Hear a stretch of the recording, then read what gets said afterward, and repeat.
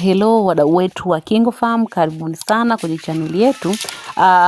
Nadhani kwa huu mwaka mara nyingi sana tumekuwa tukiwaelezea kuku wa kienyeji. Sasa leo hii niko na wewe mfugaji ambaye unapenda kufuga kuku wa kienyeji na hauna mtaji mkubwa, mtaji wako ni mdogo, au unaweza kuwa na mtaji mkubwa, lakini leo nitakufundisha namna ya kuanza na mtaji mdogo kabisa kufuga kuku wa kienyeji na ukazalisha kuku wengi wa kienyeji. Unaweza ukaanza padogo kwa ajili pia ya kupata darasa, kwa ajili ya kujifunza, ukawa unajifunzia wale kuku wadogo. Nitakuelekeza hatua kwa hatua za kuanza na mtaji mdogo kuwafuga kuku wa kienyeji na kuzalisha kuku wengi wa kienyeji. Sasa leo hii nitakupa kwa experience au kwa mfano ambao sisi tuliofanya hapa shambani. Kitu cha kwanza, nunua matetea yako. Matetea unaweza ukanunua kwa idadi ambayo wewe utakuwa unaitaka. Labda unaweza ukaanza na matetea 5, 10, 20, ni wewe mwenyewe kutokana na pesa ambayo utakuwa nayo. Kama mtaji wako ni mdogo kabisa wa chini, basi unaweza, ni vizuri zaidi ukaanza na matetea 5 tu, ukawa na matetea wako 5 na jogoo wako mmoja. Ukiwa na hao matetea 5 na jogoo mmoja, una uwezo wa kuzalisha ndani ya mwaka mmoja, una uwezo wa kuzalisha mpaka kuku 90. Ila tu kama utakuwa makini kwenye kuwahudumia. Sasa nisikilize mpaka mwisho ili ujue utafanya vitu gani ili uweze kufikia hilo lengo la kuzalisha kuku zaidi ya 90 kwa tetea 5 tu na jogoo mmoja, na ukawa na kuku wengi sana wa kienyeji. Kitu cha kwanza kama nilivyokuambia, utanunua matetea yako 5 na jogoo mmoja. Ukishanunua kuku sasa, wewe nenda kawatengenezee chakula kizuri. Kama umewanunua wale ambao wanakaribia kutaga au ambao wanataga, basi wewe nenda katengeneze chakula kizuri ambacho kinachochea utagaji. Tengeneza chakula kizuri kabisa. Usiwape tu pumba, sio umechanganya na mahindi na uduvi, umechanganya vile ambavyo unajua wewe, hapana. Watengenezee mchanganyo ambao una pumba, una dagaa, una soya kidogo, kiasi tu. Yani kwa kuku wa kienyeji hawatumii vitu vingi sana, yani hawana gharama kubwa. Kila kitu kinaenda kinawekwa kwa kiasi kidogo sana, kiwango kidogo, lakini ambacho kinakuwa kina maana, yani kinaenda kuwaongezea hicho kirutubisho. Kwa mfano hapo nilivyokuambia, utaweza ukaweka pumba, mahindi ya kupalaza, utakuwa una dagaa, utakuwa una soya, utaweka na ile layer premix. Ni muhimu sana. Unaweza ukaona kama ni kuku wa kienyeji, lakini kama una mpango wa kuzalisha na unataka ufuge hawa kuku kibiashara au uongeze production, lazima uiweke na yenyewe, ni muhimu.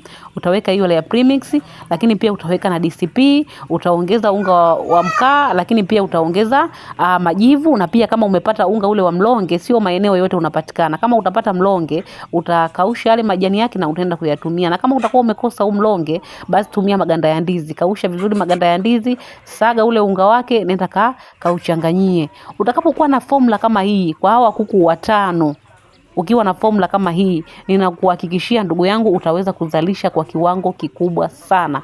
Hii formula ina viwango kama pumba, sijui palaza, kitu gani, kila kitu kina kipimo chake maalum. Ambapo sasa kama una kile kitabu chetu cha safari ya ufugaji au cha ufugaji bora wa kuku wa kienyeji, kile kimeelekeza hizi formula zote na vipimo vyake, namna ya kutengeneza, namna ya kuchanganya na namna ya kwenda kuwapa hao kuku.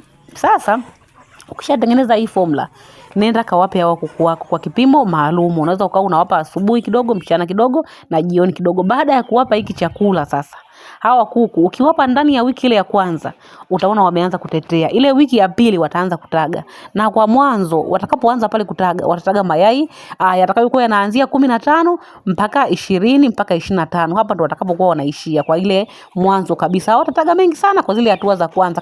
Kama umewanunua wale ambao wanakaribia kutaga, ukasema uwahudumie vizuri ili watage. Na kama walikuwa tayari wameshaanza kutaga, basi mayai yao yataongezeka. Yanaweza kufika mpaka 30, 35 kama watakuwa wamefikia hiyo sehemu. Hii formula ambayo tunawapa ni formula ambayo huwa tunaitumia kwa chotara, ila yenyewe imepunguzwa kidogo, ila ni hii ambayo tunaitumia kwa chotara. Hii formula kazi yake ni kuongeza mayai, yani kuongeza ule uzalishaji wa mayai. Kwa hiyo baada ya kuwapa hii formula, kuku wako akakutagia mayai mengi, tushukulie kila kuku akatotoa mayai 10. Baada ya kuwatamia wale kuku 5, baada ya kuwatamia wakatotoa, kila kuku akatoka na vifaranga 10.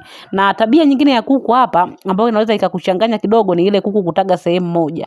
Ukiona kuku wako wanataga sehemu moja, tafuta tenga au kiota ambacho kimejificha, usiku muhamishe. Kama ni tenga, basi muhamishie sehemu nyingine ambayo imejificha, mfunike na tenga. Mle kwenye tenga mwekee maji na chakula, walau kwa siku 3. Akae mle maji na chakula, atazoea lile tenga na atatamia vizuri kabisa. Kuku akichanganyana sehemu moja wakawa wanataga, hapa itakupa changamoto, huwa watotoi vizuri. Lakini ukiwa umewatenga kwa kutumia labda matenga, haya matenga kama yanayobebea nyanya, basi kuku wako ukawafungia mle ndani ya siku 3, kwa umemwekea chakula na maji, kila kuku ataweza kuwatamia vizuri kabisa na utapata vifaranga. Labda kila kuku akakupa vifaranga 10. Wale vifaranga akisha atamia akatotoa, wewe nenda kawatoe, katengeneze box lako. Hilo boxi litengeneze vizuri kabisa, lisiwe linapoteza joto. Ukiweza unaweza ukaweka na taa ya joto labda ya wati 60, lakini kama ulipo pana joto kiasi, kwa mikoa hii ya pwani kuna joto, hauna ulazima sana wa kuweka taa. Ile box tu linatosha. Ila kama uko mikoa yenye baridi sana, basi tumia na taa walau ya wati 60. Utakuwa ukiwapa lile joto umo kwenye boxi. Na kama upo mikoa hii ya pwani hauweki joto, basi waweke mle, funga vizuri box lako, acha sehemu ndogo tu kwa ajili ya hewa. Wale vifaranga watakuwa mle, utakuwa unawawekea chakula na maji. Baada ya wiki 2-3 wataanza kuruka wenyewe, watakuwa wanatoka nje, wanairudi tena ndani. Hata wakitoka nje watarudi tena, hata kulala watalala mle. Kwa hiyo wale vifaranga utakuwa unaendelea kuwakuza kwenye lile box na unaendelea kuwapa huduma nzuri. Vifaranga wengi wa kienyeji wanakufa kwa sababu ya huduma. Unawapa pumba. Kifaranga wa kienyeji usimpe pumba tupu. Mtengenezee chakula vizuri. Unaweza ukatumia formula ambazo zipo kwenye vitabu vyetu ambao vinauzwa 10,000 tu. Ukilipia unakutumia soft copy ya kitabu kwa njia ya WhatsApp. Lakini pia kama uwezi kutengeneza formula mwenyewe, kawanunulie starter ya dukani. Tafuta kampuni nzuri ambalo linatengeneza starter nzuri yenye ubora. Sasa ukiwa kwenye lile kundi, ukiutuuliza, tutakutajia majina ya makampuni ambayo yana chakula kizuri. Hapa hatuwezi kutaja. Lakini kama unatengeneza mwenyewe, unaweza ukanunua kitabu. Formula yao ni simple tu, wala haina gharama, lakini imezingatia virutubisho ambavyo kifaranga anakuwa anahitaji. Ukikosea hapa kwenye chakula, hao vifaranga watavaa makoti. Wakivaa makoti, mwisho wake watakufa, utashindwa kuzalisha. Lakini kama uko serious, nunua kitabu chetu, watengenezee, wape kile chakula, endelea kuwahudumia vizuri. Kile kitabu hakina tu chakula, kina muongozo mzima wa kuwafuga hao vifaranga kuanzia day 1 mpaka wanakuwa kuku wakubwa. Utaelekezwa mle kwenye maji uwape nini, chakula uwape nini, uwape chanjo gani na siku gani, kila kitu kumhusu kuku wa kienyeji utakipata kwenye kitabu cha ufugaji bora wa kuku wa kienyeji. Lakini pia unaweza ukawa na kile kitabu kingine kile cha tiba za asili, ukawa unawapa na kinga, vitamini za asili. Ukiona na dalili za ugonjwa ukawatengenezea tiba ya asili na wakapona kabisa ndani ya muda mfupi. Lakini pia wale mama zao ambao kule ulikuwa umewaacha, sasa wewe utakachokuwa unafanya kwa wale mama zao ni kuendelea kuwapa ule mchanganyo wa kuku kutaga. Wale kuku kama uliwapokonya vifaranga, umeendelea kuwapa ule mchanganyo wa kuku kutaga, ndani ya wiki 1 wataanza tena kutetea. Wakitetea watataga tena. Wakitaga tena utaendelea na muundo huu wa kuwatenganisha. Kama walitaga kiota kimoja watenganishe. Kama wako separate, basi utaendelea tu kuwahudumia vizuri, watahatamia, watatotoa. Wale vifaranga utawapokonya tena mama zao. Utaenda wewe kuwahudumia kwenye box lako. Unaweza kuwa na maboksi hata 2, ukawa unawahudumia mle. Ukaendelea kuwahudumia vifaranga vizuri, chakula bora, kwenye maji unawawekea kinga, vitamin booster na kadhalika. Kwa hiyo unaendelea kuwapa huduma bora wale vifaranga.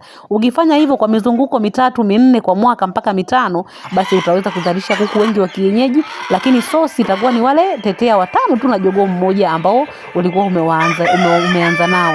Na kama wewe una kuku wachache wa kienyeji, unatamani ufikie lengo la kuwa na kuku wengi wa kienyeji, lakini mtaji wako ni mdogo, tutafute KingoFarm tukupe utaratibu mzima, ila uwe tayari kulipia kuanzia kiasi cha shilingi 28,000 tu.